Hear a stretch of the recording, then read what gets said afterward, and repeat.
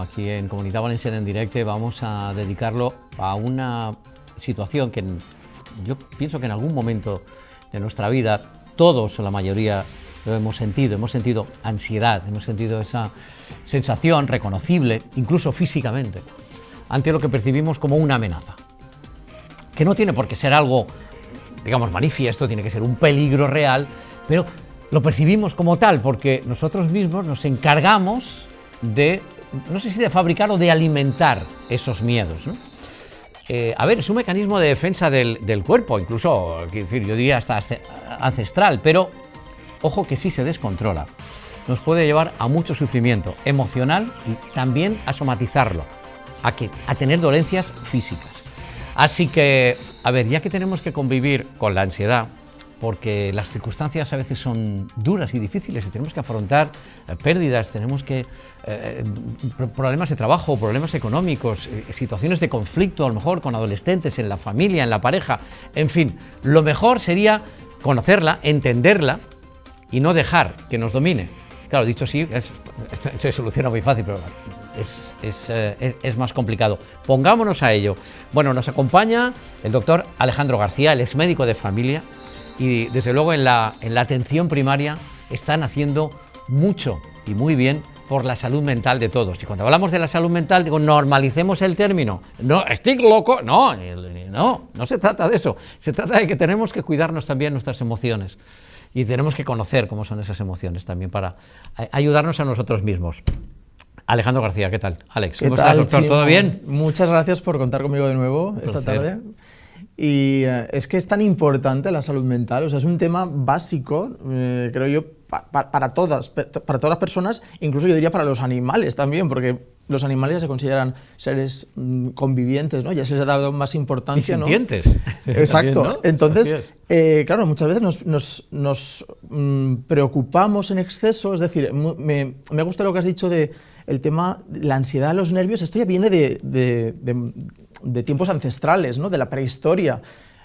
Cuando, por ejemplo, los hombres cazaban, ellos tenían ansiedad cuando el mamut les perseguía. Era o huir o atacar. Entonces, en el sistema nervioso nuestro ya de años atrás ya tenemos esas conexiones ya instauradas. ¿Qué pasa? Que la civilización va cambiando. Hoy en día no vemos mamuts, no hay dinosaurios, no hay las amenazas, digamos, que hoy en día sí que hay, que es el estrés. El estrés que en mayor o menor medida todo el mundo sufre ese estrés. Ya sea, pues eso, el pito de un claxon por si nos van a atropellar, ya sea el trabajo, preocupaciones que a lo mejor para una persona le generan ansiedad, que ahora entraremos en el tema de la ansiedad, pero el estrés está presente. Y hay personas pues, que ese estrés lo manejan mejor que otras, y luego hay técnicas también pues, para combatirlo, ¿no? La ansiedad es cómo responde nuestro cuerpo, frente a posibles amenazas. ¿Pero qué sería exactamente, digamos, la ansiedad? ¿La respuesta es una emoción? Es una respuesta. Es una respuesta del de nuestro cuerpo, pero como innata, ¿no? Fisiológica. Claro, fisiológica, vale. Es decir, que nuestro cuerpo emite una serie de señales ante un peligro o lo que percibimos como un peligro, pero a lo mejor no es un peligro. Claro. O no tiene por qué serlo al nivel normalmente, al que nosotros respondemos. Si es un peligro, ¿no? Hay una ansiedad que digamos que es una ansiedad adaptativa. Y que nos salva la vida en un momento determinado. Claro. Es normal que si nos pita, o sea, si vemos que vamos a tener un accidente y frenamos de golpe, a los pocos segundos o incluso minutos empezamos a tener palpitaciones, taquicardia, incluso sudor. Es normal, porque hemos estado a punto de tener un accidente. Y nuestro cuerpo se ha activado. Claro, el sistema simpático, para evitar, me gusta mucho el sistema simpático y el parasimpático. Tenemos dos sistemas nerviosos. El simpático, digamos que es el de la estimulación nerviosa, el que nos pone así alerta. Y el parasimpático, el que nos relaja, ¿no? Entonces, el simpático es el que tiene que estar activado ante los estímulos que nos pueden suponer una amenaza. Vale. ¿Cuánta gente, por ejemplo, hay que tiene vértigo, que se asoma a un balcón y se empieza a marear, empieza a tener a lo mejor angustias, síntomas, digamos, que se pueden objetivar, ¿no? Porque claro, luego entre síntomas y signos, los signos son cosas objetivables. Hay gente incluso que empieza, por ejemplo, la ansiedad le produce diarreas, erupciones en la piel, cosas que podemos ver, que es digamos, somatizar esa ansiedad a través de ese sistema nervioso que pone en marcha mecanismos fisiológicos incluso la subida de tensión arterial. Antes comentábamos, por ejemplo, que yo tuve una paciente en atención continuada que vino con 180 de tensión, una mujer joven, Caray. que en ese momento la traté pues, con antihipertensivos, pero detrás de ahí había un acúmulo de estrés y de ansiedad que no sabía cómo gestionar. Y yo, con el tiempo, le dije, pues acércate dentro de 3 semanas y volvemos a vernos, a ver qué tal. Y fui un poco haciendo de psicólogo. Y a través del tiempo me di cuenta de que era un problema de ansiedad, realmente lo que empezó con una crisis hipertensiva.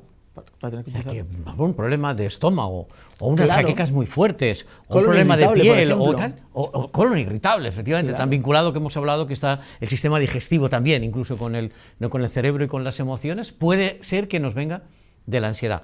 Pero claro, ¿y cómo la detectamos? Es decir, ¿cuándo empieza a ser un problema? ¿Cómo sabemos si lo que me está pasando físicamente es por la ansiedad? ¿Y cuándo empieza a ser un problema y tengo que hacer una llamada al centro de salud Claro. o hablar con un psicólogo? Pues, a ver, hay un momento, digamos, cuando esa ansiedad adaptativa pasa a ser una ansiedad no adaptativa, es decir, que nos repercute en el ámbito general de nuestra vida, en el día a día, de manera constante, y presupone, digamos, el malestar, porque claro, la salud la entendemos como un estado de bienestar en general, físico, emocional y psíquico. Cuando ese malestar psíquico es a diario y es continuo, ya pasa a ser una ansiedad desadaptativa. Vale. Y ahí hay muchos tipos de ansiedad desadaptativa. Están las fobias, por ejemplo. Hay gente que tiene fobia a las arañas, a las serpientes, ¿no? Cuando a lo mejor las serpientes, pues hemos visto películas de serpientes atacando, pero a lo mejor las serpientes no atacan porque sí. O gente que tiene fobia a los perros, porque han tenido un incidente en la infancia que les ha producido ese trauma. Y luego está, por ejemplo, también como ansiedades desadaptativas, por ejemplo, los trastornos por estrés postraumático. Por ejemplo, yo ahora vuelvo de Nueva York, el 11S ha sido hace nada, entonces toda esa gente que vivió aquello, sí o sí, tiene se llama trastorno, pero a mí no me gusta la palabra trastorno, no me gusta. Es una ansiedad, ¿no?, por estrés postraumático, porque ver aquello impacta. Igual que perder un hijo o una hija a un padre, les va a producir un estrés y una ansiedad de por vida. Entonces, en ese momento, cuando repercute en nuestro día a día, ya eso es una ansiedad que hay que tratar o hay que consultar con un especialista. Que yo hoy vengo humildemente como médico de familia, porque no soy psicólogo, no soy psiquiatra tampoco, mis compañeros saben mucho más. Pero se hace un trabajo excelente, Alex, desde atención primaria, precisamente para detectar eso que tú estás diciendo. No, es que el problema que usted tiene de salud, que se está manifestando, que se está somatizando y que físicamente viene usted por eso, detrás lo que hay es una situación de estrés sostenida que le está generando a usted una ansiedad.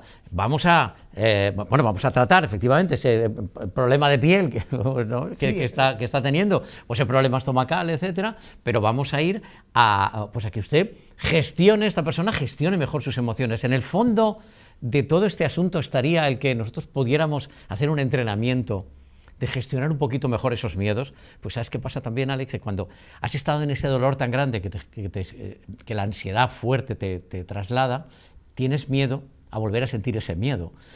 Y entras como en un bucle también que no te atreves a hacer cosas y pueden llegar las fobias. Y puedo no atreverme a salir de casa, a hablar con la gente. Claro, lo importante es identificarlo, ¿no? O sea, y a veces es difícil identificar uno mismo, incluso para los propios médicos de familia, identificarlo, ¿no? Claro. A lo mejor para los psicólogos es más fácil, más sencillo. También es verdad que el poco tiempo que hay en atención primaria no te permite ver cosas importantes.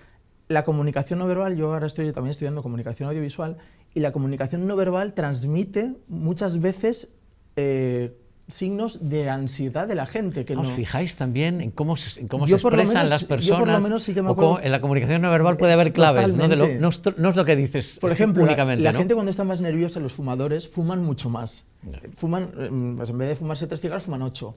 El andar, el conducir de forma impulsiva transmite que es una persona que en ese momento está agobiada, ansiosa. Incluso, por ejemplo, cuando uno camina por la calle y va corriendo, va con prisas, es posible que tenga más facilidad para tener un esguince.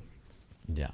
Entonces, muchas veces detrás de un esguince puede haber problemas de ansiedad. ¿Y qué podemos decir, Alex, a espectadoras y espectadores que nos ven y dicen, yo reconozco ese estrés, pero bueno, consigo que no me llegue a más. Y tengo, pues a lo mejor mi truco es, yo tengo que desconectar el fin de semana y me tengo que ir a la playa, o me tengo que ir al monte a abrazar árboles, o me tengo que ir a, yo qué sé, al cine, o yo qué sé, o con los amigos a jugar al fútbol, y cada uno tiene lo que le compensa en ese sentido.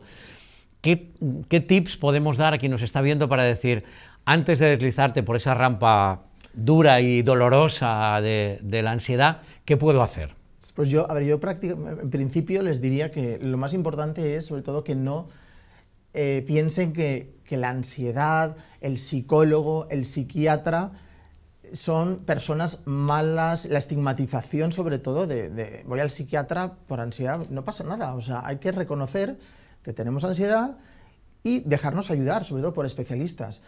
Es muy importante, sobre todo, buscar cosas que nos quiten esa ansiedad. Hay personas que, los famosos hobbies, hay personas que les encanta pintar y que el pintar les hace estar más tranquilos. Pues que pinten. Hay personas, a mí por ejemplo me encanta la música, entonces a mí la música, Eurovisión en concreto, que soy un apasionado de Eurovisión. ¿Eres eurofan? Me Oye, fascina. pues maravilloso. De hecho me llaman el doctor Eurovisión. El doctor Eurovisión. A mí eso me fascina, me relaja, entonces yo me vado en eso. Hay gente que le relaja pasear por la montaña.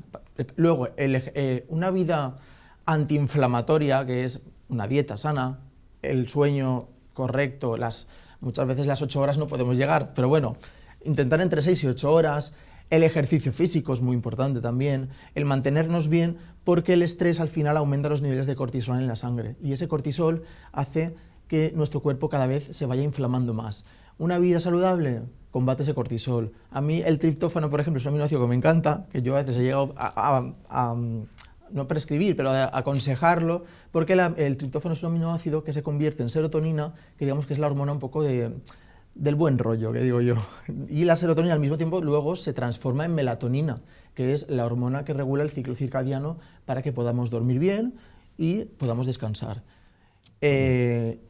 Quitando esa parte saludable, de vida saludable, hobbies, cosas que a uno, y son muy interpersonales, porque lo que a uno le gusta y le relaja, a otro no le va a relajar. A uno le puede relajar escuchar música rock y a otro detestar la música rock, por ejemplo. Quitado eso, estarían los especialistas, los psicólogos y los psiquiatras, la psicoterapia, las terapias cognitivo-conductuales, el psicoanálisis también, que navega sobre la parte inconsciente, que muchas veces están ahí en el fondo de nuestro cerebro, lo que nos produce esa ansiedad y no lo conseguimos encontrar. Y luego, por último, están los fármacos, que los fármacos, pues a veces se suele recurrir. En España, por ejemplo, desde el año 2000 ha habido un 249% más de prescripciones, según la OCDE, que es la Organización para la Coordinación y la Dirección Económica, que es una burrada. Y aquí se tiende a la prescripción rápida de benzodiazepinas, que son los principales medicamentos, el famoso diazepam, el lorazepam, el tranquimacin, y eso al final se puede usar para cortos plazos, produce un síndrome de abstinencia, se quita de forma abrupta, con lo cual sí que hay que hacer una desescalada por profesionales, pero mucha gente está enganchada y personas mayores con benzodiazepinas es peligroso porque se pueden caer, pueden tener problemas. Y antidepresivos también mandamos. La gente piensa que un antidepresivo solamente es para depresión, pese al nombre no. Se puede poner un antidepresivo y es para la ansiedad, así que si les recetan un antidepresivo no se preocupen, que puede ser por eso. Interesante, ¿eh? Cuando estamos generando ese estrés, estamos generando ese cortisol en nuestro cuerpo, estamos inflamando el cuerpo y por algún sitio al final nos va a salir. Oye, pues nos ha dado un montón de recomendaciones y de tips y de consejos. El doctor Eurovisión, no sabía que te llamaban así. Alejandro García, para Eurovisión yo vuelvo si queréis. Muchas gracias. Un placer, muchas gracias.